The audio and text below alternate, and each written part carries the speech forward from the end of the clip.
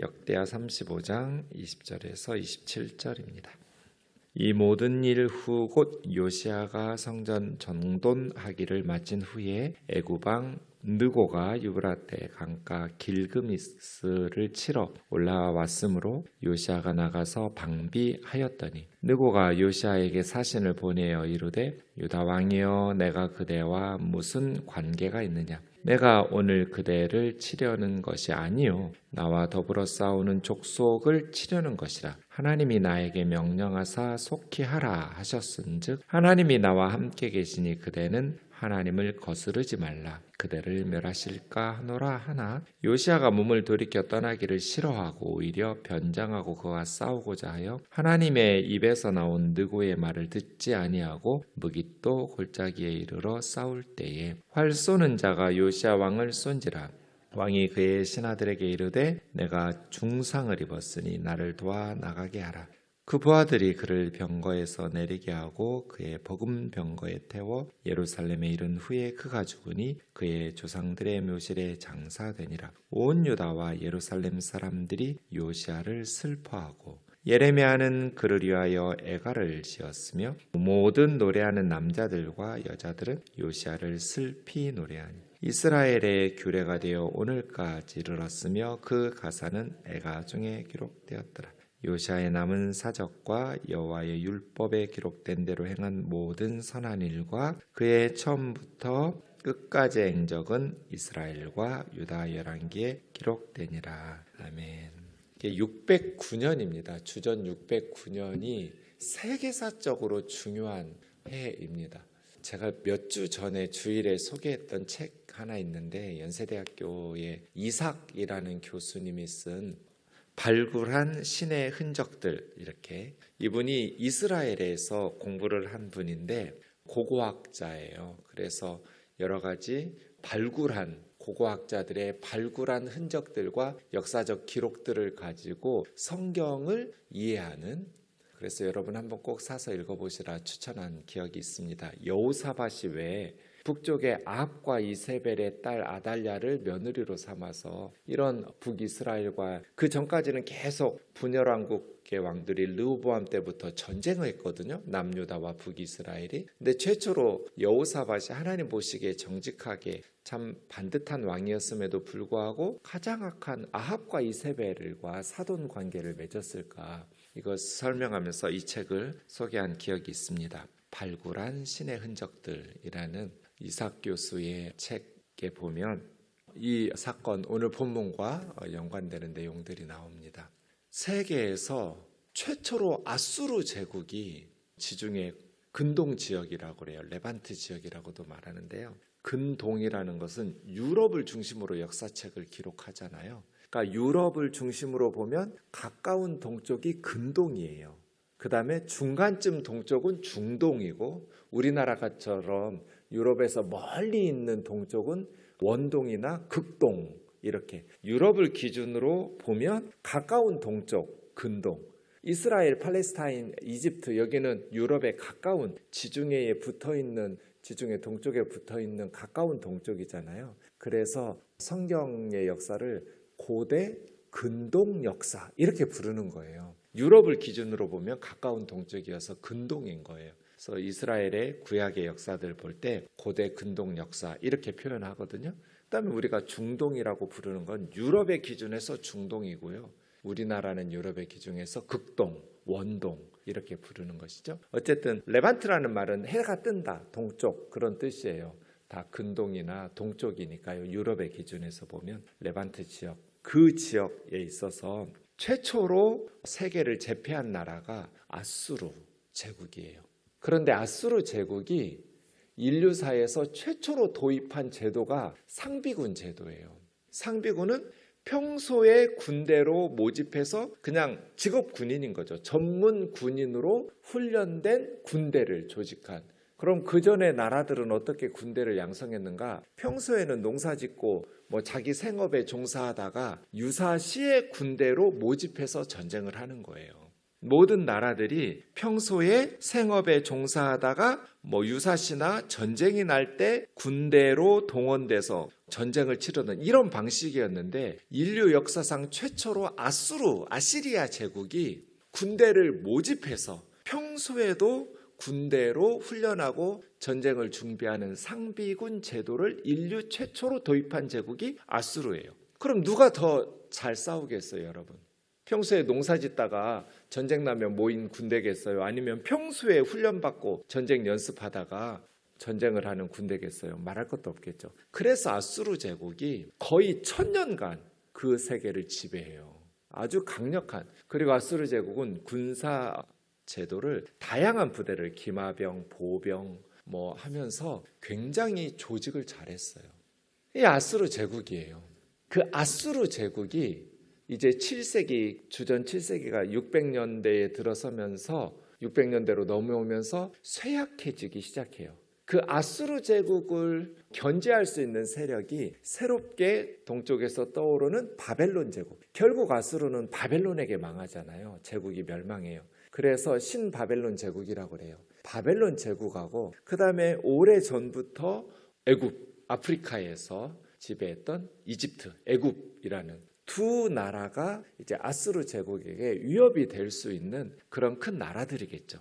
근데 그 바벨론 제국이 이제 주변에 있던 나라들과 연합을 해서 아수르 제국을 제압하기 시작해요. 그러니까 아수르가 그동안 천하를 호령하고 있었는데, 아수르에 의해서 사마리아, 북이스라엘 열지파도 722년에 망한 거잖아요. 그때 609년이니까 110여 년이 또 지난 후잖아요. 북이스라엘이 멸망한 지 100여 년이 지난 후 오늘 본문 사건인데요. 이때쯤에는 아수르의 세력이 약해져요. 여러분, 아수르의 세력이 약해졌다는 건 무슨 뜻이에요? 요시야 왕의 입장에서 보면 그동안 북이스라엘 지역, 원래 이스라엘 땅이었으니까요. 북이스라엘 지역의 남유다의 세력이 확대할 수 있는, 그래서 오랜만에 아수르가 지배하고 있던 북이스라엘 지역, 그 중에서 중요한 지역이 오늘 본문에 나오는 무깃도거든요. 무깃도. 이집트에서 아프리카 지역이고요. 그 다음에 지금 이란, 이라크 이쪽이 메소포타미아 문명이잖아요. 아수르, 바벨론이 있었던 이 강대국이 서로 이렇게 무역을 할 때 두 개의 길이 있어요. 하나는 이스라엘 쪽 그 지중해 쪽을 타고 올라가는 해변길이 있어요.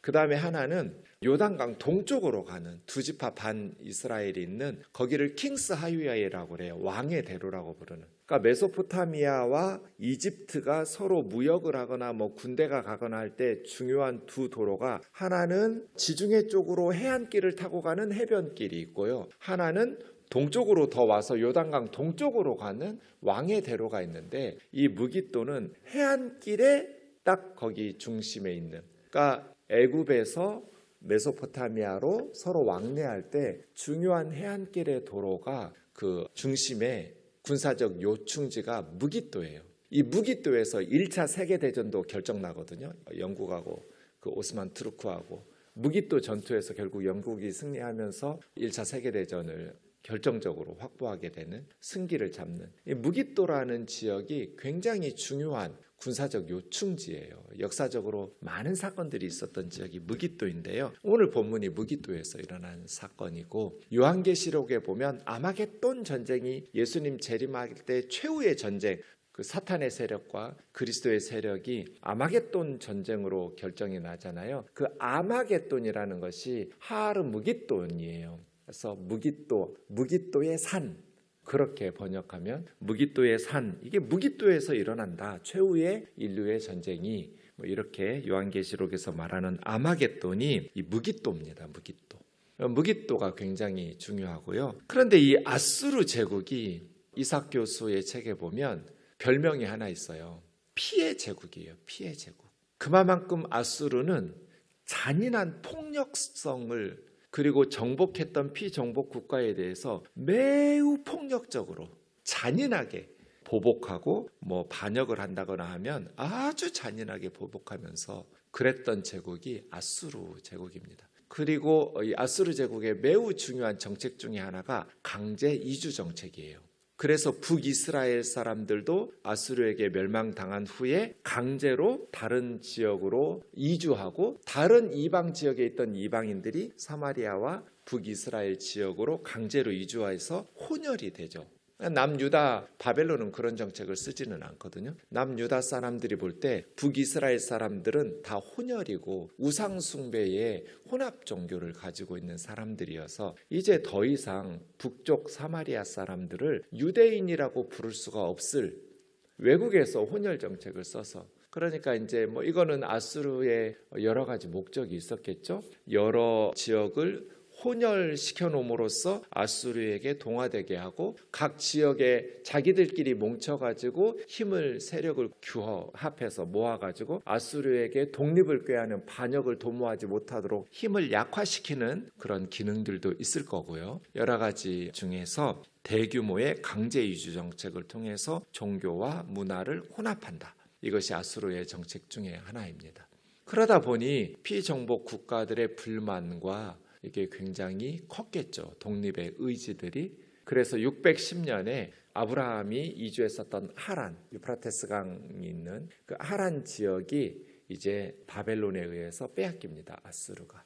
이렇게 아수르의 세력이 약화되고 무깃도 같은 중요한 요충지를 이제 요시아가, 남유다가 장악하고 아수르 세력이 약화되니까 유다의 세력이 확장되면서 몇백 년 만에 북이스라엘 지역의 중요한 도시들을 확보했는데, 이제 바로 느고 이집트 26왕조거든요. 애굽의 왕조가, 아수르가 애굽하고 군사 원조를 했었어요.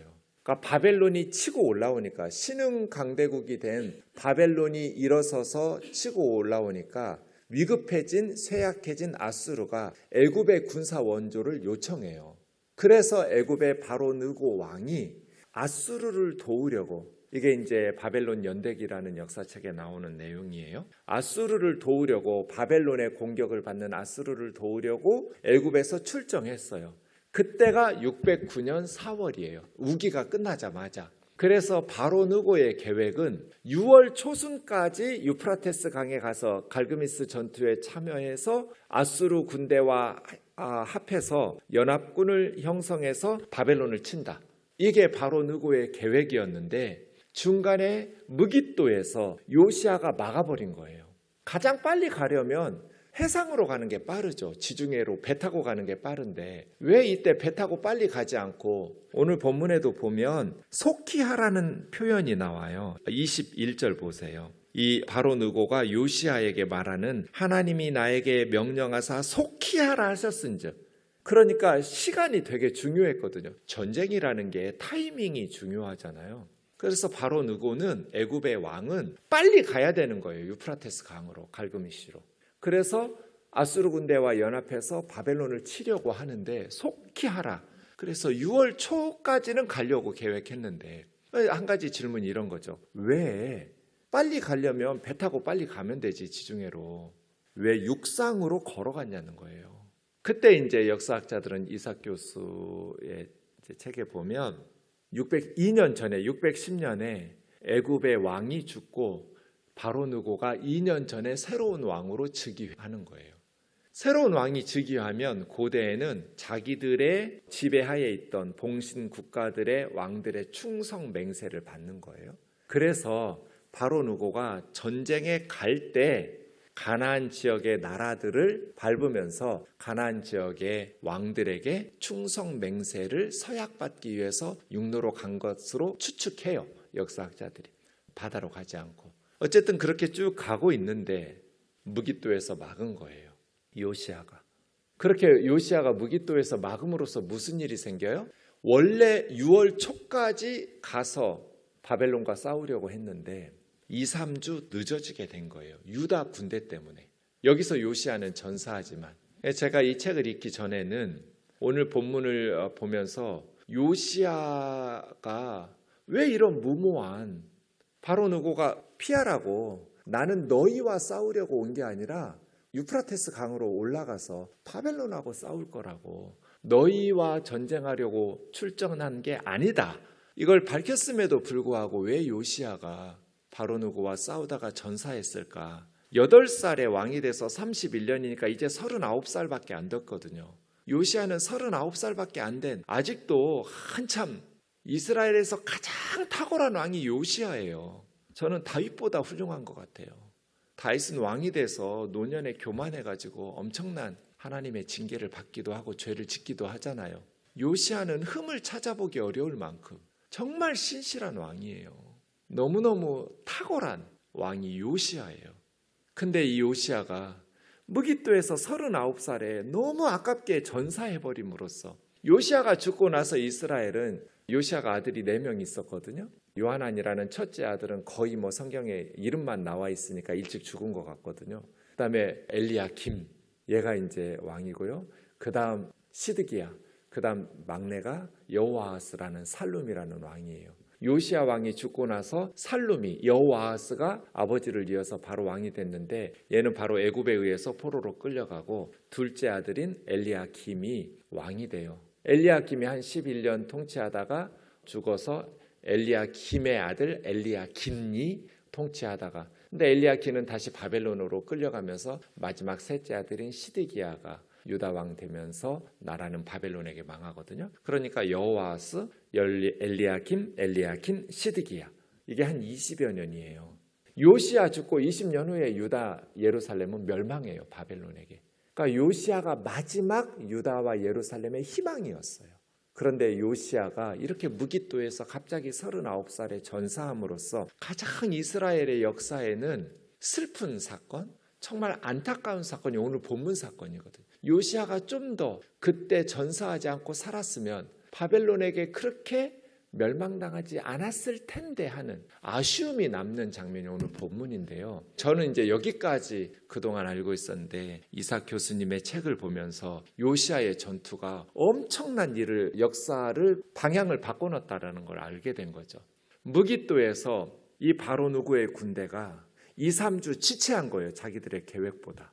그래서 6월 초에 합세해서 아수르 군대와 연합해서 바벨론과 싸우려고 그랬는데 6월 말이 돼버린 거예요. 그때 이미 전세는 끝난 거예요, 아수르가.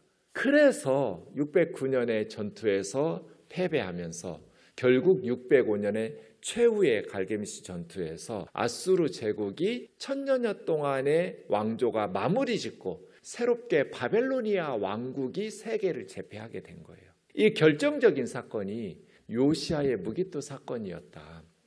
그러면 하나님의 역사 섭리가 피해 제국이라고 불렸던 상비군 제도를 최초로 도입하면서 잔인하게 하나님의 형상으로 지음받은 약소 국가들을 진압하고 아주 폭력적으로 잔인하게 제압했던, 강제 이주시키면서 북이스라엘의 종교를 혼합 종교로, 그렇게 우상 숭배의 나라로 전 세계를 만들어버렸던, 이스라엘을 그렇게 멸망의 길로 인도했던 이 아수르 제국에 대한 하나님의 심판에, 요시야의 전사에, 이 2, 3주간의 바로누고 군대의 지체가 역사의 방향을 바꿔놓지 않았을까, 이런 생각을 최초로 제가 그 책을 통해서 하게 된 것이죠. 이제 6월 중순이 지나가면서 유프라테스 강에 도착했고, 거기서 이제 이미 전세는 기울어져서 아수르 제국은 멸망하고 바벨론 제국으로 넘어가게 되는 역사의 흐름이 그렇게 바뀌는 것이 아닌가입니다. 우리의 인생이라는 것이 몇 년 동안 살고 죽느냐라기보다는 하나님이 주신 사명들을 감당하느냐이죠. 오늘 본문 20절에 보면 이 모든 일 후가 18년, 즉위 18년에 성전 수리하다가 율법책 발견하고 언약 갱신하고 6월절 지킨 것까지 어제 본문이었잖아요. 종교개혁을 완성했어요. 그 이야기 하거든요. 이 모든 일 후. 그리고 나서 31년이니까 18년에서 31년이면 13년이잖아요. 그러니까 13년을 건너뛴 거예요. 13년이 지나고 이제 즉위 31년째가 됐을 때 그걸 표현을 보세요. 요시야가 성전 정돈하기를 마친 후에. 이게 이제 사명인 거죠. 마친 후에 우리의 인생도 하나님이 주신 사명을 마치면 불러가는 거죠. 나이가 많다고 해서 불러가고 그런 것이 아니라 하나님 주신 사명을 감당하면, 어떤 사람은 젊은 나이에도 부르시고 어떤 사람은 노년까지 사명 감당하게 하시고 그러니까 살아있다라는 것은, 생이라는 것은 하나님의 사명, 명이 있다는 거예요. 그래서 생명이에요. 함석헌 선생님이 뜻으로 본 한국 역사에서 말했듯이 생은 곧 명이다. 살아있다는 것은 하나님의 명령과 사명이 있는 것이다. 여러분이 나 빨리 천국 가고 싶은데, 우리 권사님들 중에 이런 분들이 있어요. 왜 하나님이 안 데려가시는지 목사님 기도 좀 해주세요. 권사님, 살아있다는 것은 아직 하나님의 사명이 남아있다는 뜻입니다. 그러니 하나님 부르시는 때는 하나님이 정하실 테니까 그 언제냐가 중요한 것이 아니라 내가 사명을 하루하루 잘 감당하고 있느냐, 이게 중요한 겁니다. 뭐 목사냐 성도냐 뭐 직분도 중요하지 않고요, 나이도 중요하지 않아요. 하나님이 주신 삶의 자리에서 내게 주신 사명, 생명, 살아있는 자에게 하나님의 사명이 있다는 것을 기억하면서 그 사명을 다하느냐. 오늘 본문 20절이 그걸 가르쳐요. 마친 후에 사명을 마쳤다는 거잖아요. 요시야가. 애굽왕 바로누고가 갈그미스가 이제 유프라테스 강 서쪽에 있는 도시거든요. 유프라테스 강으로 가려고 했는데 막은 거예요. 요시야는 이제 자기를 공격한다고 생각하고 유다 공격한다고 해서 방비했다라는 것은 군대 끌고 나가서 바로 막았다는 거예요. 그래서 바로누고가 요시야에게 사신 보내서 말하는 거예요. 나는 그대를 치려고 올라온 게 아니다. 비껴라. 유프라테스로 올라가서 갈게미스 전투에 가서 바벨론하고 싸우려고 올라가는 중이다. 하나님이 내게 명령하사 속히 하라고 하셨다. 요시야는 가장 경건한 사람이잖아요. 유다 왕들 20명 중에 가장 설득력 있는 게 뭐예요? 너 하나님 앞에 기도해봐라. 하나님의 명령에 의해서 내가 지금 군대 끌고 올라가는 거다. 속히 하라고. 6월 초까지 가려고 했거든요. 비켜. 너하고 여기서 지체할 시간이 없어. 하나님께 응답받고 가는 길이야. 요시야가 그 말을 믿지 않았죠. 우상 숭배하는 사람이니까 무시하고 계속해서 전쟁에서 싸우다가 하나님의 뜻을 거스르지 말라 느고가 이야기했는데도 변장하고 싸우다가 무기또 골짜기에서 활에 맞고 전사해서 죽게 된 것이죠. 오늘 본문에 보면 요시야가 죽은 후에 슬퍼해서 예레미야가 애가를 부르고 또 남자와 여자의 노래하는 자들이 요시야의 죽음을 슬퍼하면서, 우리의 인생에 대한 평가는 죽음 후에 나오겠죠. 권력을 가지고 있을 때가 아니라 권력에서 물러난 후, 우리가 죽은 후 그 사람 잘 죽었다 이런 평가가 아니라 슬퍼하면서 참 아까운 사람이었다, 참 귀한 사람이었는데 너무너무 아깝다고 슬퍼하는 요시야와 같은 삶을 살았다면 바르게 산 것이겠죠. 요시야 너무나 아까운 왕이에요. 참 요시야가 좀 더 살았더라면 그 국제적인 전환기에 요시야가 예루살렘에서 잘 유다를 이끌면서 나라를 잘 준비했을 텐데 너무 아깝게. 이 또한 하나님의 섭리이고 하나님의 역사를 주관하시는 역사의 주관자이신 하나님의 뜻이 아니었을까. 요시야의 죽음을 통해서 예루살렘, 특히 므낫세의 죄에 대한 하나님의 심판이 아니었을까 하는 성경의 해석들, 또 우리의 생각들이 있습니다. 우리의 인생 때로는 예상치 못한 일들이 발생하기도 하고 때로는 안타까운 슬픔의 사건들을 만나기도 하지만, 그래서 우리는 더욱더 겸손하게 역사의 주인은 하나님이시고 우리 삶의 주인도 하나님이심을 겸손하게 고백하면서 하나님이 우리에게 주신 오늘 하루의 삶을 신실하게 살아낼 수 있기를 주의 이름으로 축원합니다.